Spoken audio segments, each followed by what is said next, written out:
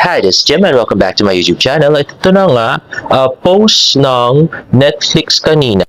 The cast of Pulang Araw saying hi. Let's watch this. Hi. Hi. Yes, please. Hi, guys. Next ay post ni John Ross sa IG, 1940s Philippines, pas naging kilala ang Boda Bill sa tawag na Boda Bill sa Pilipinas dahil kay Luis Borromeo. Dumating ito sa bansa dahil sa mga Amerikanong sundalo na unang natanghal ng Boda Bill sa Pilipinas. At next ay hugot lines ni Hiroshi, tatanggapin ko ang kapalaran ko, mamamatay ako na may dangal kaysa mamatay ako na isang sinungaling. Hiroshi Tanaka. At pinapangako ko talagang magsusumikap ako sa papasukin kong karera, Adelina de la Cruz. Next ay post ni Isabel Bulatao sa Twitter, David Licauco as Hiroshi Tanaka, the Japanese oppa in 1940s. Hashtag Pulang Araw. Ayan na nga. So, Koreano yung kanta, hindi naman Hapon, Isabel. Anyway, ayan nga napakagwapong si David with his oversized baggy pants and clothes. Ayan, parang tumaba si David na slight sa kanyang clothes. Pero gwapo pa din. At napakatangkad. At ito na nga, gusto ko tong filter na to, parang yung Jari yung luma, no? Nung mga 1940s. Parang Spider-Man. Para lahat pantay-pantay. Laban lang. Ay na nga, napakagwapong si David. Next is Pulang Araw cast. Describe their character in 3 words. Let's watch this. Adelina in 3 words. Maganda, palaban, at makulit. Eduardo in 3 words, grit, passion, and sacrifice. Hiroshi in 3 words. Empathetic, persistent, and loving. Teresita in 3 words. Prim and proper, lover, and sophisticated. The character in 3 words, dark, violent, and ruthless. Malapit na Pulang Araw, coming soon on Netflix. Grabe, I'm super excited for tomorrow. Papanood ko na siya. Next naman ay picture ni Barbie tsaka ni David na parang na naman nagpapapicture sa school si David. Nasa side ng kamay. Ito na nga, cute picture ni Barbie tsaka ni David. At next naman ay post ni Genre, bukas na sa Netflix, ika-20 na sa ating GMA Prime. So, Adeshi o Hirolina. Ayun, pinapapili niya tayo. Ayun na nga si Barbie tsaka si David. Pero parang nanalo yung Adeshi. So, 82% na siya, guys. Next ay pinakilala na nga pangalan mga characters ng mga magulang ni David or ni Hiroshi. Ito na nga si Tita Eden, charot. Maria Osawa as Haruka Tanaka, Jackie Wu as Chakara Tanaka, at syempre ang gwapong-gwapo si David Licauco as Hiroshi Tanaka. Next, ito nga ang family tree nila. So mukhang kinasal yung si Julio tsaka si Carmela na mga gulang ni Teresita. Pero yung Fina, mukhang hindi siya nakasal doon sa Soldier at saka kay Julio. At nagkaanak lang siya na si Eduardo at saka si Adelina. At next ay post ni Isabel Bultao, get ready to meet and get killing with Barbie Fortes and David Licauco as Adelina and Hiroshi in Pulang Araw. Hashtag Pulang Araw. Let's watch this video. Ayan na nga si Barbie tsaka si David. At syempre bungis-ngis nga si Barbie. Tawa ng tawa. Nagkamali yata siya dyan. At yan na nga. Pero wala masyado reaction si David. Medyo seryoso siya dito. At yan na nga. Malapit na. Pinosap. Ang cute. Yun. Pa-side eye si David. At yan na nga. At abangan nga natin guys, paglalaro ang cast ng Pulang Araw sa Family Feud. So ito nga ang Fab 4 ay maglalaro this week. Ang Pulang Araw cast sa Family Feud na post ni Joan Pinote. At may mga beauty queen nga na maglalaro. Ayan si Andrea Encino na dating nalink kay David. Pero hindi niya tinuloy kasi may daw. Secret. Next naman ay post ng Premier Drip.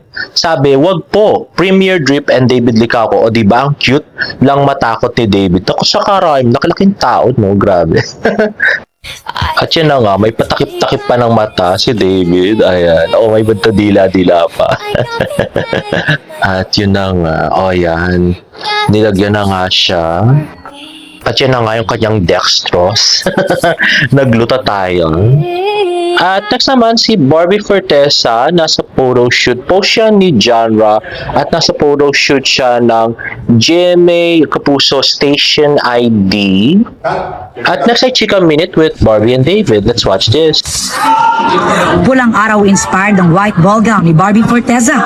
At mukha namang dapper prince ang other half ng barda na si David Licauco. These are called book leaves to pay tribute sa dalawang characters na Fidel and Hiroshi na ginawa ko the past 2 years. These are sakura branches, pero ang flowers niya ay sampagita. Yes, to also, diba, to give homage to Japan and Philippines, and we chose white, syempre, as the new look of 1947, which celebrated the newly found peace after the war. Grabe. All wearing white. Kasi malilinis tayong tao. Okay. Okay. You know, I was just telling David kanina, sabi ko, I wore this to give homage to Pulang Araw. I wore this thank you. Japanese thing. Really? Yeah, Thank just for you. Just for you guys. Ganun ako ka-excited. Siyempre kayo, ganun din kayo ka-excited. Yes. Oh, actually, itong look ko din na to ay inspired by our show. As you can see, these are sakura branches. Pero ang flowers Wow, niya cherry sampagita. blossom.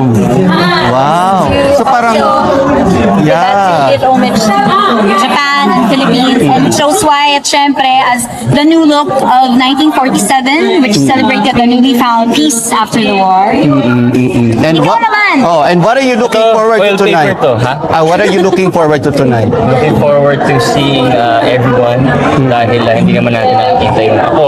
Hindi ko nakita yung mga ko palagi. Super excited. Barbie. Yes, I'm very excited to see everyone. Actually, dami ko na nakitang friends ko sa backstage. Nakachismisan mo na. Oo, guys. Parang lahat kami, grabe, eto na yung gabing yun, makakakain na tayo. Lahat ganon. Kasi syempre, lahat kami Wait, talagang naghanda. hindi ka makakapag-Sharon kasi andito yung bag mo. Wala naman ako sinabi mo, Sharon, nagkakainin ko dito. Dito tayo. Yes, kakain tayo. Ayan. Diba? Oh, ayan. Thank you very much. Thank you. At next ay may pa-blind item nga si Miss Christy Permin. Let's watch this. Sino ba kasi yan? Sino ba yan? Sino nga ba yan? Sino ba yan? Hey! Ako, itong pag-uusapan natin ngayon, isa siyang female personality. Babae. Babae ito. Na talagang lahat hinahangaan siya. Lalo na, kahit nung una, kahit hindi siya masyadong nagbibihis, hindi siya masyadong nakaporma, talagang hinahangaan na siya. Kasi siguro dahil sa mabait siya at nakikita naman na sunod lang siya. At sikat! Ay, syempre sikat siya talaga siya. Simula noon, nung pumasok na siya sa showbiz, hanggang ngayon talagang nandun pa rin yung pangalan niya. Okay. Nagniningning pa Sige. rin, no? Ito siya. Kasi ditong female personality na ito, kung dati sunod lang siya, di ba? Kung anong sasabihin sa kanya, sunod na lang siya nun. At ito pa, kung ano yung mga binubulong sa kanya, wala siyang pakialam. Hindi niya pinapakinggan yun. Dahil mahal na mahal niya yung boyfriend mahal niya. na mahal niya yung ka-tandem niya eh. Okay. Kaya ganun yun. Wala siyang, kahit bubulungan mo pa siya, kahit 10 yung bumulong sa kanya, wala siyang pakialam. Hindi niya pinakinggan. Hindi niya pinakinggan. Tuloy-tuloy lang yung pag ano niya doon sa pagmamahal at pagsusunod sa kanya. O, ano nangyari? Kasi ito, ang mga bulong, grabe kasi. Katulad ng mga bulong mo, alam mo, magmamanman ka, magmamamatyag ka. Kasi ito ang katandem mo o yung karelasyon mo. Mayroon ng ibang kulukadidahan. Ay, kulo ka din na ginawang bakla talaga. Baka naman sabihin nila, ano yan, Day? Tapos, Baka naman yung LGBT. Sabi na mayroon na daw kinakalantari ito na mga babae. parang kung gusto mong mahuli, punta mo. Parang sabi niya, May nagsasabi ng mga ganun. Bruce po sabi ng babae, parang wala sa pakialam. Kahit mahuli niya pa siguro, o ano, parang wala rin sa Yung mga kanya. panahon na yun. Oo. Kung siguro may oras din talaga na pag ayaw niya na Pag talaga. susuko na talaga, wala nang magagawa ang iba pa. Oo. Diba? Kaya kung ano may mga binubulong, hoy, puntahan mo doon sa ganitong bar, puntahan mo sa ganitong, may kasama sa doon babae. Diba? Wala, hindi lang siya, parang bingi-bingihan sa. So may mga naghihinala nga na si Jack daw yun. Pero ayaw kong mag-comment kasi wala naman tayo masyadong ebidensya bukod dun sa yung sa Sofitel dati, no? Hindi ko naman napanood yung video, guys. I will never ever cheat on my partner. I will never ever cheat on my partner. Ayun na nga, so loyal daw si David sa kanyang partner at di raw siya mag-cheat, di gaya ng iba dyan. Charot. Next is from Kapuso Bus. Looks like Sparkle GMA Artist Center will join the cause in getting in touch with our kababayans na nasalanta ng bagyo. Magbabalik ulit ang Kapuso Telethon kasama ang mga Kapuso celebrities. This is a good job, Sparkle. Abangan. Kasi nag-post si Miss Joy Marcelo ng calling our artists, we need you in GMA tomorrow. Please get in touch with your handlers if you can join us. Salamat, ingat kayo.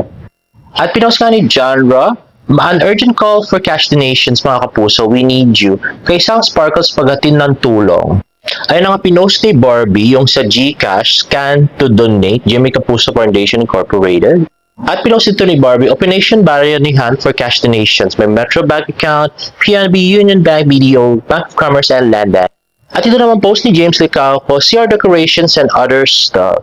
Ayan na nga ang chubby niyang legs, see? At ang cute na si James. At ito yung decoration doon sa CR. At itong, parang pinost siya na dati yan. At yan na nga siya. At yan, kinusap ko yung cute na face. At ito, more pictures. Ayan, si James on the side. At yan, syempre close up natin pag cute.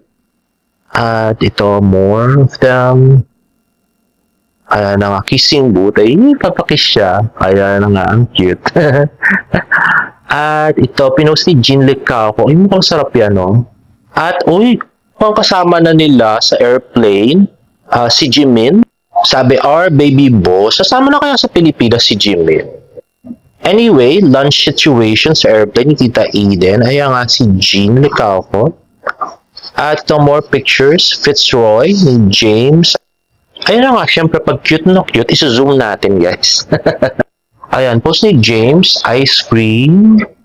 At ito na nga silang tatlo, nila Tita Eden. At more socks, post ni James. At ito post ni Tito Jack Licauco, POB, walang baha-baha. At ito na nga, ang napaka-cute na si James dancing. At, uy, ganyan din yung jacket niya, katulad nung kay David, no? Kanya kaya yan, o hinaram niya din? At may cryptic post nga si Sanya Lopez, accept it babe, you'll see. Huh? Ano kaya yan, no? Grabe. At next naman ay post ni Miss Alice Katrina, if I spill the tea, you won't like it. Ha? Grabe. Actually, nung isa pang tweet ni Miss Alice Katrina, marami na siyang mahanghang na tweet na pinost. Yun yung pinost ko dati, medyo nagreklamo tungkol dun sa backstabbing and stuff. Kay Miss Alice Katrina din yon, the anak of Direk Catherine Camarillo. And there you have it, guys. If you like this video, please give it a thumbs up and please subscribe to my YouTube channel for more Barda updates. See you in my next vlog. Bye!